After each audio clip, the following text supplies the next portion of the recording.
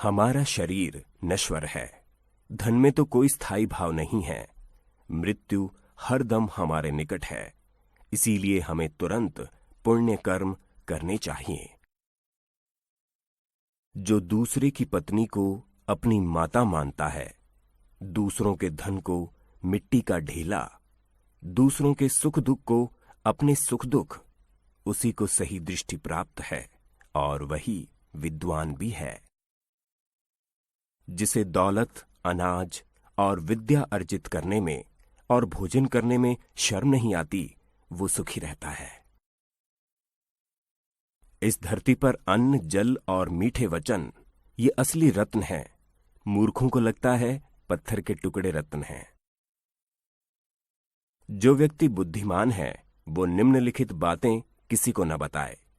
वो औषधि उसने कैसे बनाई जो अच्छा काम कर रही है, वो परोपकार जो उसने किया, उसके घर के झगड़े, उसकी पत्नी के साथ होने वाली व्यक्तिगत बातें, उसने जो ठीक से न पका हुआ खाना खाया, जो गालियां उसने सुनी। मुझे वो दौलत नहीं चाहिए जिसके लिए कठोर यातना सहनी पड़े, या सदाचार का त्याग करना पड़े, या अपने शत्रु की चापलूसी करनी पड़े। इस दुनिया के वृक्ष को दो मीठे फल लगे, मधुर वचन और सत्संग। जिसका ज्ञान किताबों में सिमट गया है और जिसने अपनी दौलत दूसरों के सुपुर्द कर दी है, वो जरूरत आने पर ज्ञान या दौलत कुछ भी इस्तेमाल नहीं कर सकता। चंदन कट जाने पर भी अपनी महक नहीं छोड़ते, हाथी बूढ़ा होने पर भी अपनी लीला नहीं छोड़ता, गन्ना निचोड़े जाने पर भी अपनी मिठास नहीं छोड़ता। उसी प्रकार ऊंचे कुल में पैदा हुआ व्यक्ति अपने उन्नत गुणों को नहीं छोड़ता, भले ही उसे कितनी भी गरीबी से क्यों ना बसर करना पड़े। वो चीज जो दूर दिखाई देती है, जो असंभव दिखाई देती है, जो हमारी पहुंच से बाहर दिखाई देती है, वो भी आसानी से हासिल हो सकती है यदि हम तप करते हैं, क्योंकि तप से ऊपर कुछ नहीं।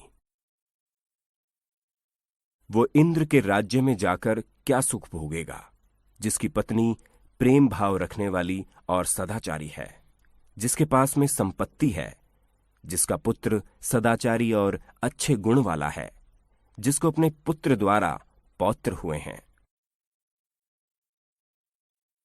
जो व्यक्ति गुणों से रहित है लेकिन जिसकी लोग सराहना करते हैं, वो दुनिया में काबिल माना जा सकता है। लेकिन जो आदमी खुद की ही डींगे हाँकता है, वो अपने आप को दूसरों की नजरों में गिराता है, भले ही वो स्वर्ग का राजा इंद्र हो। मुझे वो दौलत नहीं चाहिए जिसके लिए कठोर यातना सहनी पड़े, या सदाचार का त्याग करना पड़े, या अपने शत्रु की चापलूसी करनी पड़े। सभी जीव मीठे वचनों से आनंदित होते हैं, इसीलिए हम सबसे मीठे वचन कहें। मीठे वचन की कोई कमी नहीं है। गरीबी, दुख और एक बंधी का जीवन, ये सब व्यक्ति के किए हुए पापों का ही फल है।